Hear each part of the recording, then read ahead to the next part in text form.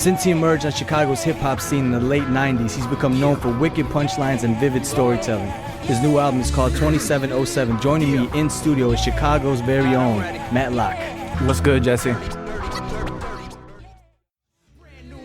2707 is the name of the latest album, and it's also the name of a specific building where you grew up around in Rolling Meadows. Why did you decide to name the project after that place? I just wanted the building to be the backdrop for the entire album. It's kind of a concept built around that. It's not specifically about the building, but a lot of things coincide that went on in them times, and to me it's an ill concept, and a lot of people, they're grasping it, you know what I mean? Yeah, absolutely. So a lot of the things that took place around that area helped shape you definitely as an MC. Right. I got you.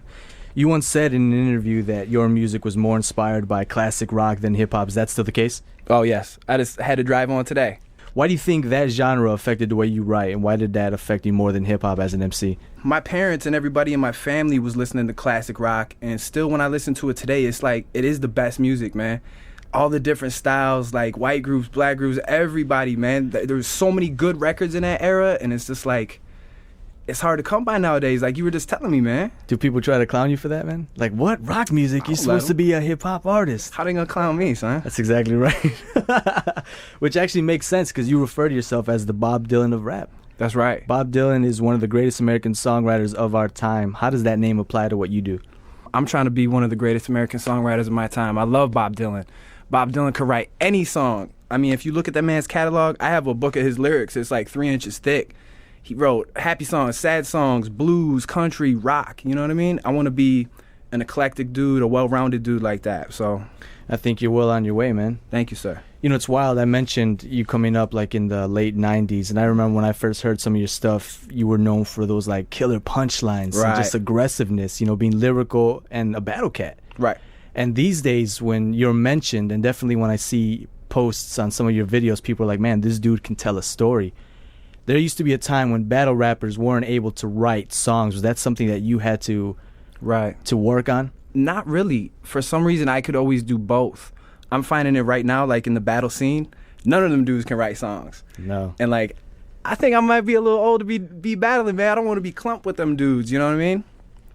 I don't think you're that old to be battling, man. We'll get into that in a second, because you're still serving people. It's insane, right, and we have the video footage. Okay. But you have a track on 2707 called God vs. Money, and you say a number of insightful things. I really like the 2 bars in the chorus. Blood, sweat, and tears, so stripped naked. Faith no more, not much sacred.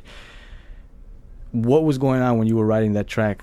Oh, man, just bad times, man. Just looking around at the world and just seeing a messed up place sometimes, you know?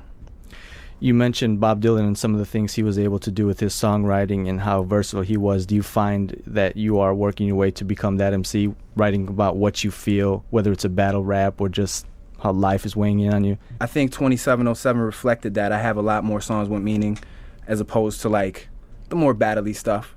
Maybe I'm an internet troll, man. I spend too much time on YouTube or something. But before we came up on air, I was telling you about your song, and I'm about to play it, Margot's song. Mm-hmm. And I hadn't pressed play yet. I was just reading the comments. I like to see what people are thinking, you know. And one of the comments was like, man, this song is making me cry. And I was like, man, what is this dude talking about? Yeah. I pressed play, and I'm like, damn, this song is going to make me cry. Yeah. This is probably one of the most powerful songs you have on this album, man. And I want to ask you a little more about it. But first, I want to play the song to let people hear what I'm talking about. This is Margot's song from 2707. For people who are just listening, and they heard the story that you just told, they're probably wondering what I'm wondering. Is this a true story? Yeah.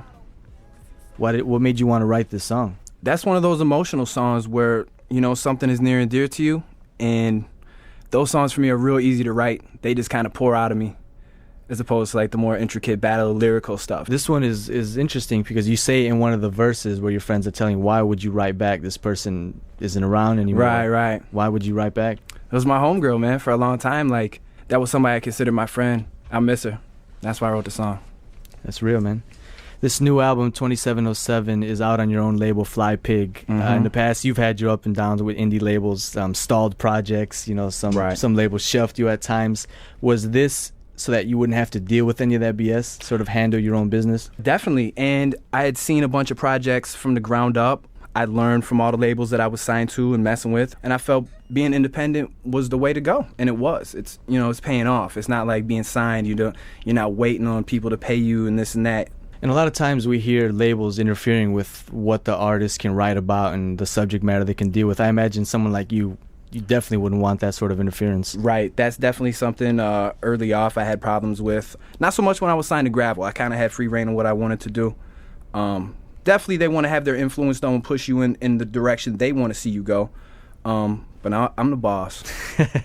You're running a label, you're writing the raps. Right. I'm answering the stamps, phones, licking stamps. going to the post office, pressing man, CDs. Yeah, that's right. Does that mean that in the future you wouldn't be open to a label deal? A major label deal or anything like that? Are you kind of shut off from all that? It would depend. My mind's not even on it. My mind is focused on making Fly Pig the biggest label I can make it, and giving my records the stage that they need to be on. Earlier in this interview, I talked about your prowess as a battle cat. I had heard you were getting back into the circuit, and I'm like, why is he doesn't need to prove anything. You used to dismantle people, right, often on tracks. So why would you step in the ring now? I kind of put two and two together because you did a grind time battle. That's what I'm referring to, right. And millions and millions of hits these battles get. Mm-hmm. Promotional tool? In part. When I first saw the grind time format with the written battles, I really poo-pooed it. I didn't even want to. I was like, what is this, man? You know what I mean?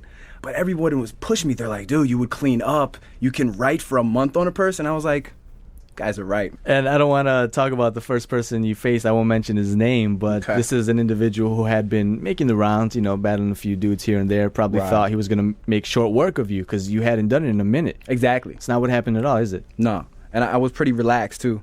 I knew what to expect. I knew he'd try to come hard at me. Didn't work. No, I was laid back in the cut, baby. It's crazy because I mentioned how good you are at freestyling, at freestyle battling. So was this that much easier for you to do? Definitely, because I think I could write better than I can freestyle. And you give me a target in a month to write about it, I'm going to clown you. So is this something you're going to stick with? I might do a couple more of them. It's kind of getting in the way of me writing my projects and other records I need to be on, so I might take a little hiatus. At this point, what's your next move, man? You got this insane album. You're going to continue just to work on this one? Are you writing new material? I actually, because, you know, I'm the label now. Like, if I was the artist and I had a label to push it, I'd be able to relax and go write the next album. No, I got to be on my hustle. I got to get every drop out of this record.